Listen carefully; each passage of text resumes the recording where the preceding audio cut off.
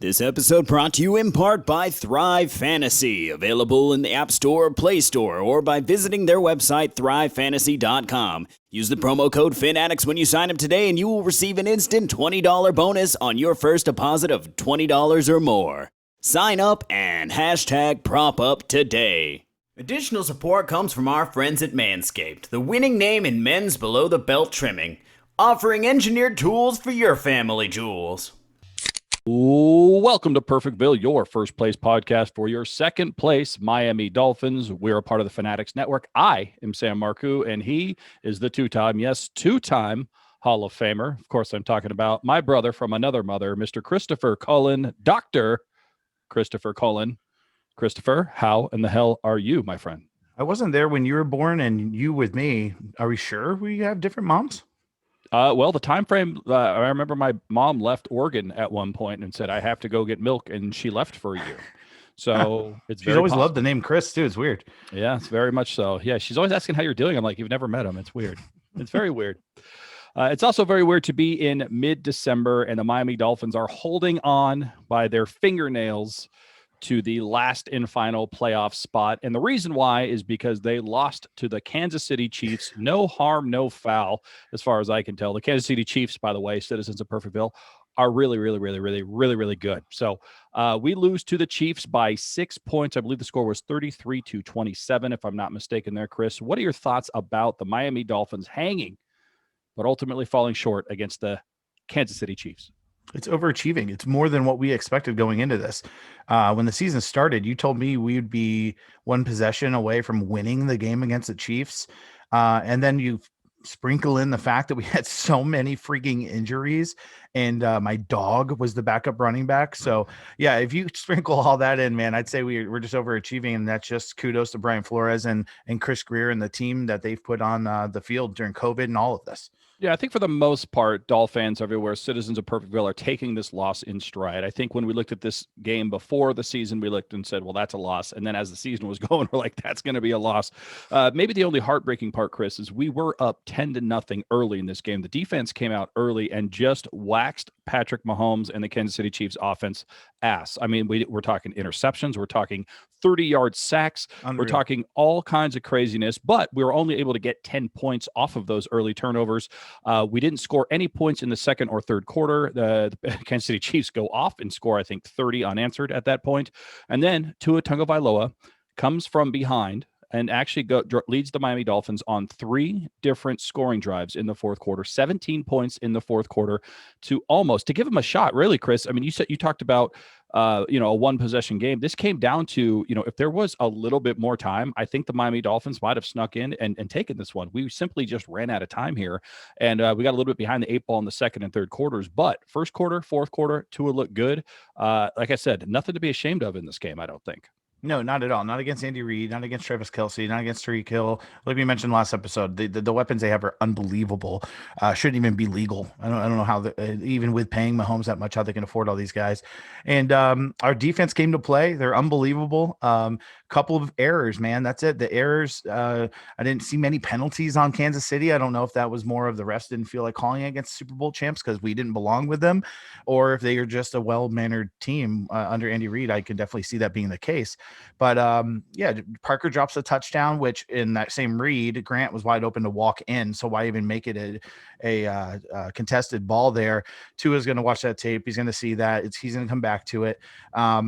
It's too many sacks. We didn't have any running game at all because we didn't have any running backs. That actually wasn't even a position on the depth chart probably when the game started.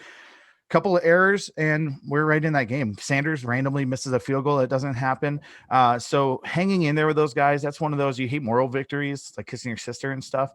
But we'll take it, especially considering what happened. But now this final stretch, man, what a gauntlet.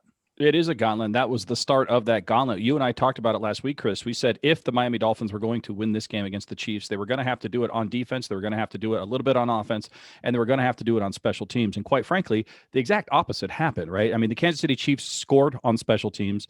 The Kansas City Chiefs, basically Well, they did. They scored on defense as well with that safety. And of course, they had the offensive firepower that they have every single week. So the game plan that we had, that we needed in order to win this game, turns out the Kansas City Chiefs needed that game plan in order to win this game against the Miami Dolphins, which, again, you can take a little bit of solace in the fact that even afterwards, Patrick Mahomes came out and said, I have a love-hate relationship with South Florida and that stadium. Obviously, they win the Super Bowl in that stadium, but he had his worst game in forever. I mean, we're talking 3 interceptions. He only had 2 on the season coming into this game. We also had that massive 30-yard sack by Jerome Baker. Byron Jones gets his first interception for the first time in his career. It seems like Xavier Howard gets his first interception in like 3 quarters because it's now got 9 on the season. And Andrew Van Ginkel's out there making plays like he always does, tipping passes, making tackles, making sacks. It was a pretty good performance. The problem is it came down to injuries, I think, and just a couple of mistakes. And you really can't have injuries and mistakes when you're going up against the Kansas City Chiefs and expect to win. So we're without Devontae Parker for the second half of the game. We lose Mike Gesicki late in that game. Eric Flowers, by the way, he didn't play in this game. Kyle Van Noy did not play in this game.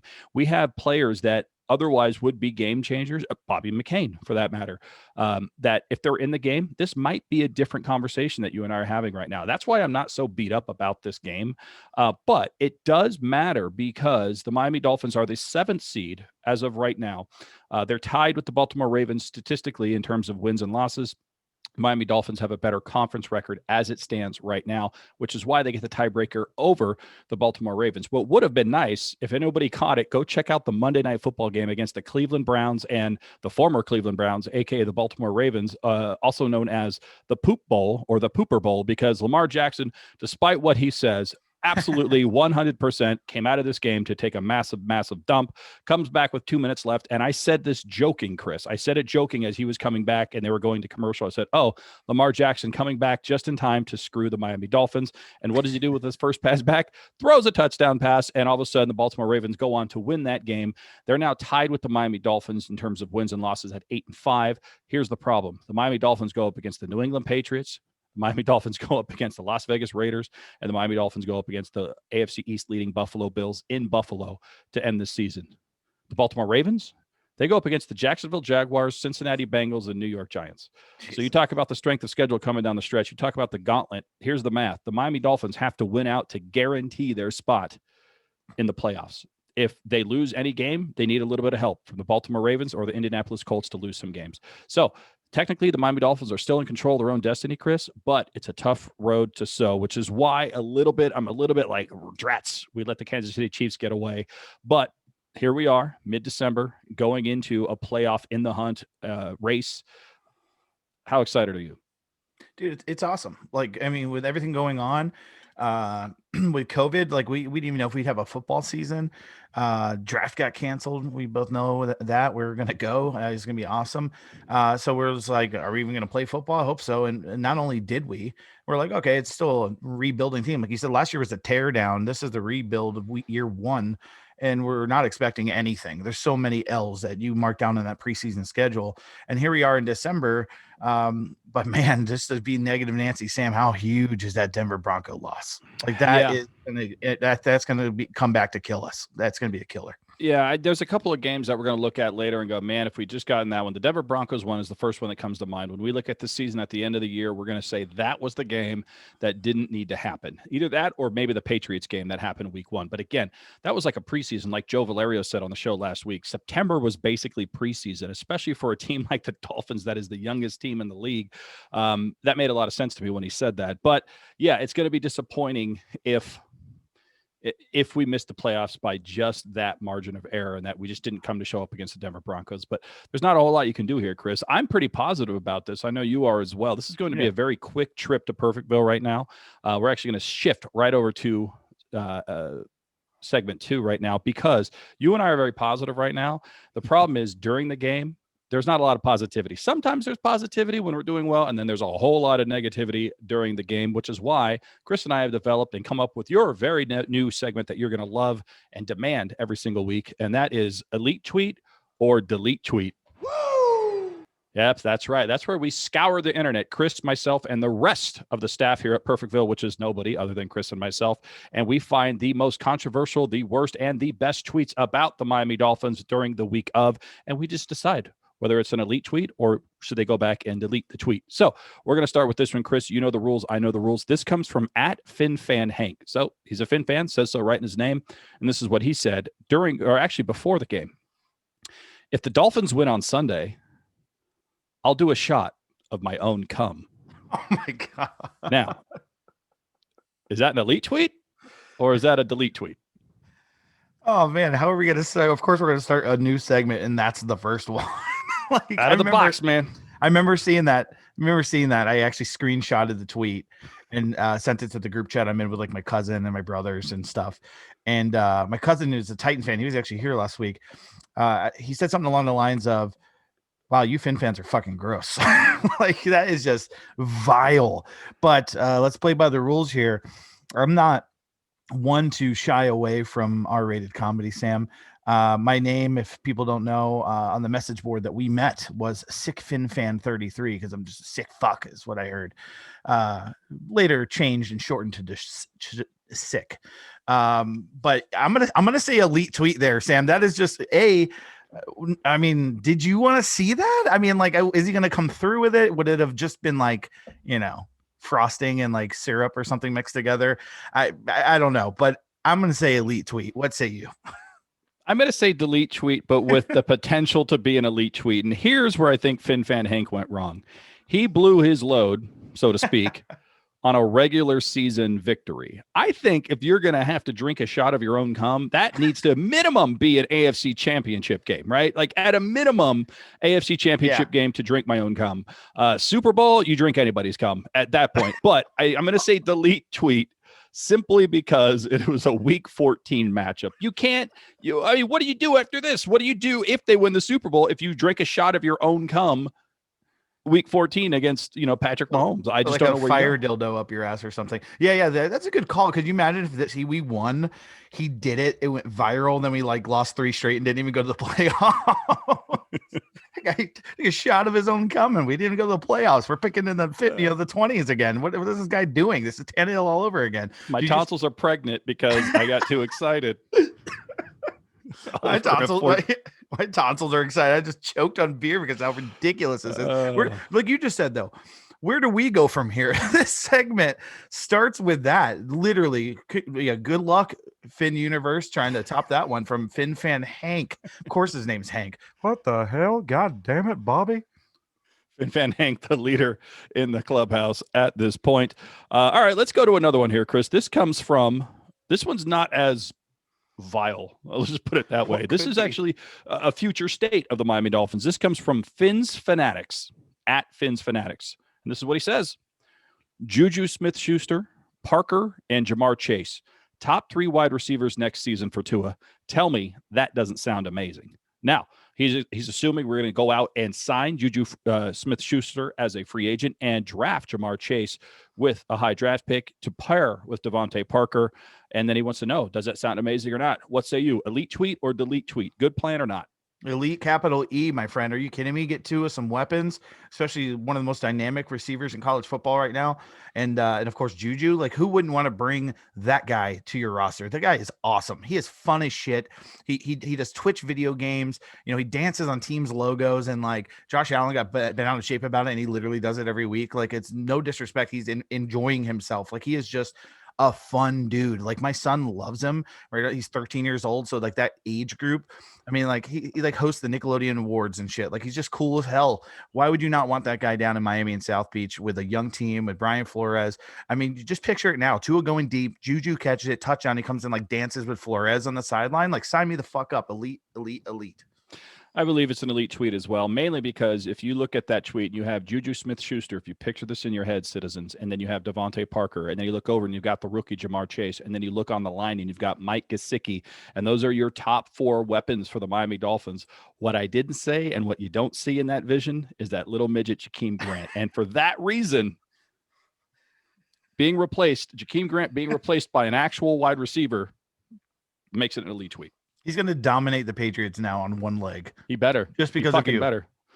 Oh, no, Yeah, no. There's some good tweets out there about the office, combining the office and Jakeem Grant this week, which we're going to get to here in just a little bit. No, I'm about fed up with Jakeem Grant. I just want everyone to remember this, ladies and gentlemen. Hold on, Sam. You just sounded like my dad. You just sound like, I'm just about fed up. I'm just about fed up. I'm fed up.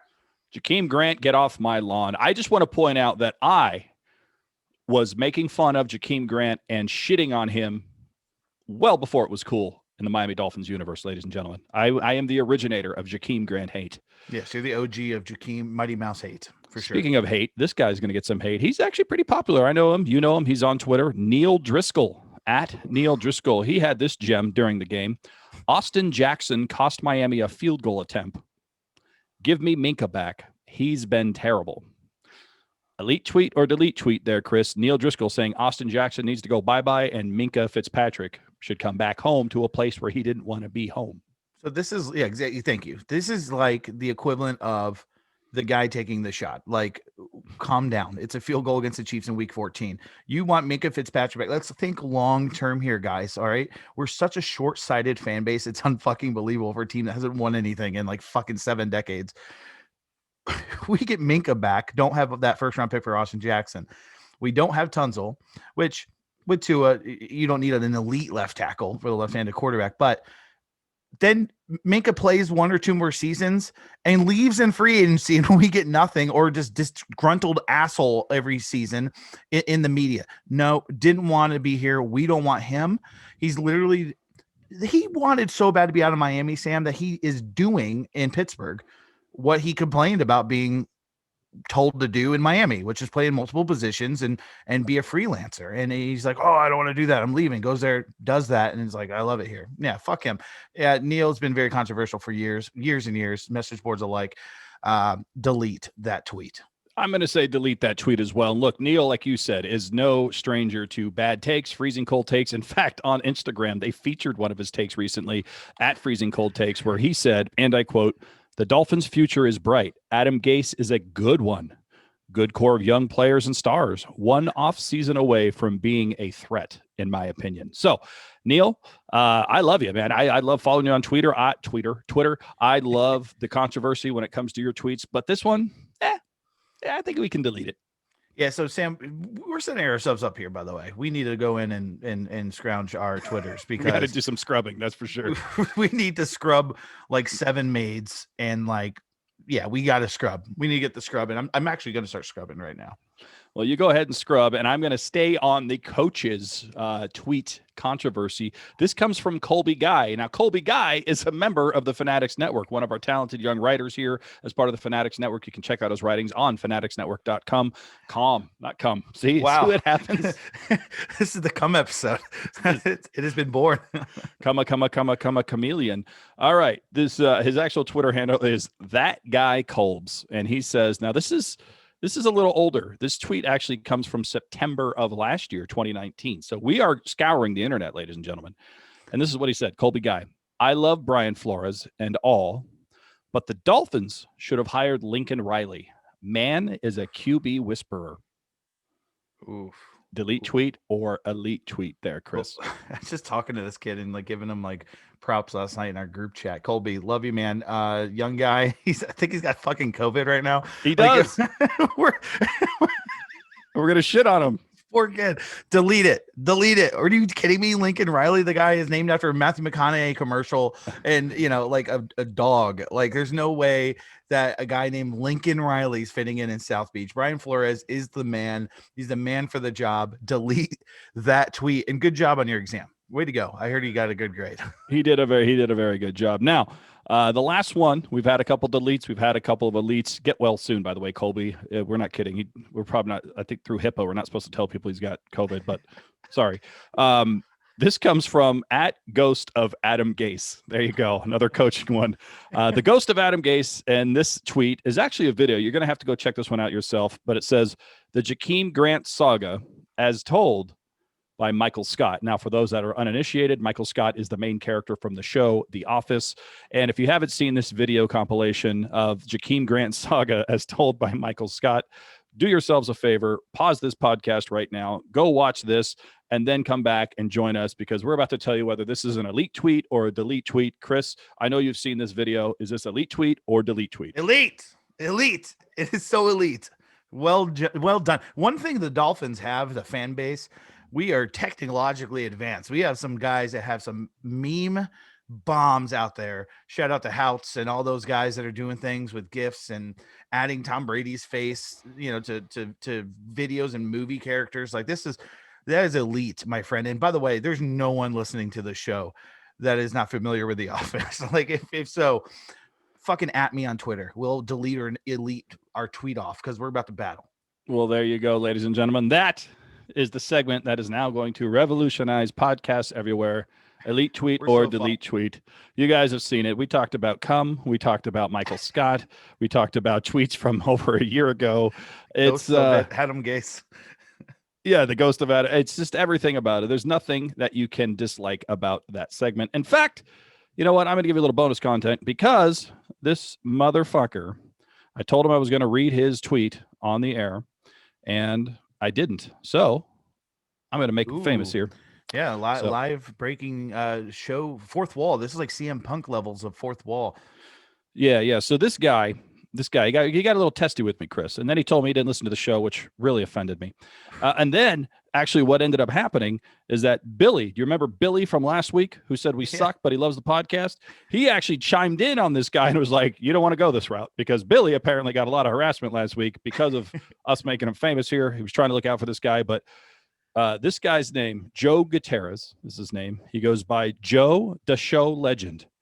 Ooh. During the game in which our quarterback, Tua Tagovailoa, threw for over 300 yards, threw for 2 touchdowns, and ran for another, gave 17 points, grabbed 17 points away from the Kansas City Chiefs in the fourth quarter, essentially said something along the lines of, I've seen enough. Tua sucks. We need to move on. Jeez, and then he tried to cover for it, Chris, and he says, okay, guys, I was drunk yesterday. Tua does not fucking suck. I was disappointed with some of the decision-making, and I know play calling does play into that. I also know, and then he got cut off. But I told him, I'm still going to talk about your tweet on the air, and then he got tested with me. So there you go. Joe the Show Legend putting his foot directly in his mouth, saying Tua sucks while Tua's having his career day. I mean, what do you think? Delete tweet or elite tweet? Sam, first of all, you started a show called Predictably Drunk. I've drank with you. You can drink. I'm Irish. I can drink. Using the I was drunk excuse absolutely never works. Ever. He's either never dated a woman or he just completely, that's his only excuse. That never fucking works. First of all. Second of all, delete that shit. You know what? Keep it. It's not elite. Don't delete it so I can get a reminder in the next few years to kind of like go back and remind me in 6 months and 10 months and in 3 years to just go back and retweet it every day. Just like every day, I want to make a bot. Anybody out there that has like computer savvy, make a bot that just retweets that fucking tweet every time Tua has a highlight lifting the Lombardi trophy, or like every time like shows our highlights of winning the Super Bowl in the next 5 years. Just retweet that tweet and just send it to like Steve Young so he can, shit on the guy too and say he's unsafe for Twitter, and then we'll be great. And by the way, Steve Young counter said it again. Fuck you, buddy. You suck. Delete it, but I want to keep seeing it to remind us, Sam. Joe, the Show Legend. Here's the exact tweet. 2 tweets in a row, by the way. Look, I'm not shitting on his Twitter following or anything else. He doesn't do a lot of retweets, doesn't get a lot of comments on his stuff. That's totally fine. He's probably not using it very often, but you can tell the mob was mad, Chris, because 2 tweets back to back. First one, Tua fucking sucks. 35 comments, 16 retweets. I'm pretty sure there wasn't a lot of people going, yes, we agree with you. Number 2, I'm tired of the excuses. Tua sucks. That's it. 31 retweets, 54 responses. That's the tweet in question. You got to delete that, Joe. Everything else on here looks great. You seem like a great Miami Dolphins fan. I know you say you don't listen to the show, but you do follow the show's Twitter, so I don't know if that's true or not. Doesn't matter. Here's the thing. Delete the tweet. It looks bad. Tua basically after that tweet went out and skull fucked everybody on the Kansas City Chiefs for a quarter. So it looks bad. Delete the tweet. Yeah, and somebody screenshot it at least so we can still circle back to it. Yeah, exactly right. Well, I have it screenshotted at this point, and it's actually on the show right now. So everybody has seen it. Joe Gutierrez, you are now a famous man. All right. Well, we got to go scrub our internet. And while we do that, you guys can listen to our lovely, lovely sponsors. We're going to come back and talk about the New England Patriots game number 2 on the season.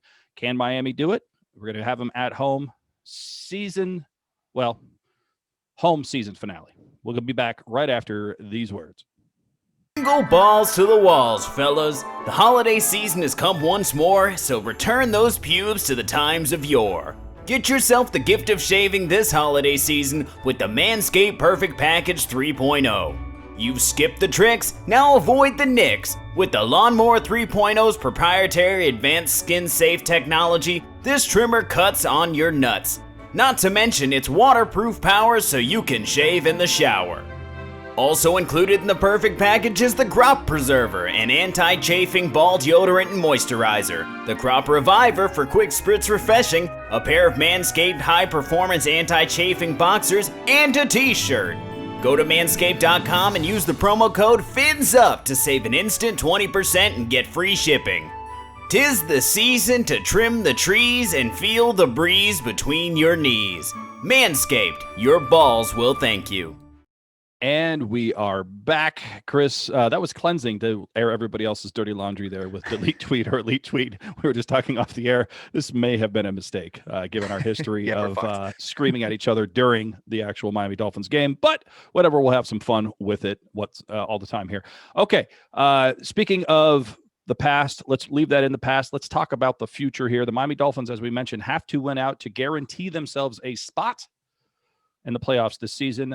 This weekend, we go up against our bitter-hated rivals, the New England Patriots. We have them in Miami, Chris. This is the season finale for home games. We lost week 1, which I'm actually wiping that off the board. The New England Patriots since then have looked anything but elite, if I could steal a phrase from earlier in this podcast.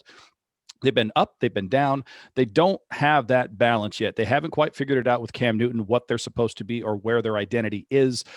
This isn't going to be a cakewalk like I thought it would have been a couple of weeks ago, but I just watched the New England Patriots shit the bed against the Los Angeles Rams on Thursday. They do get some extra rest to rest up against the Miami Dolphins, who are hurting and have injuries and COVID and everything else going on. How do you see this game playing out? The Miami Dolphins must win this game in order to have a realistic shot at the playoffs. Yeah. So, first of all, and I'm only going to do this because I know one of our listeners are screaming right now. Didn't the Patriots win like 45-3 against the Chargers on Thursday? The Los Angeles Rams? Absolutely. Or the Rams? No, the Rams kicked their ass. The Patriots? Yes. Well, then we should kill them. Because we killed the Rams. Like, no, seriously. Like, so I'm mixing up games. I'm mixing up LA teams or something. Yeah, they beat the Chargers ass, but they lost to the Rams. Yeah. Okay. So it was 24-3 Los Angeles over the New England Patriots. That's right. They couldn't even get a fucking point. Yeah, it's ridiculous. Here's the thing.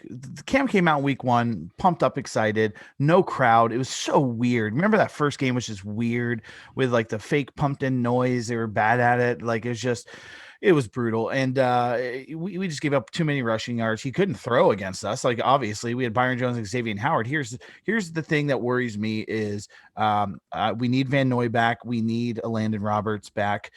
Those two guys are back there to help against the run. We should be okay. We got to force Cam to throw the ball. I think they beat the Chargers and they scored 45 points. He had like 78 yards passing, like just ridiculous. We have to go out there and play defense.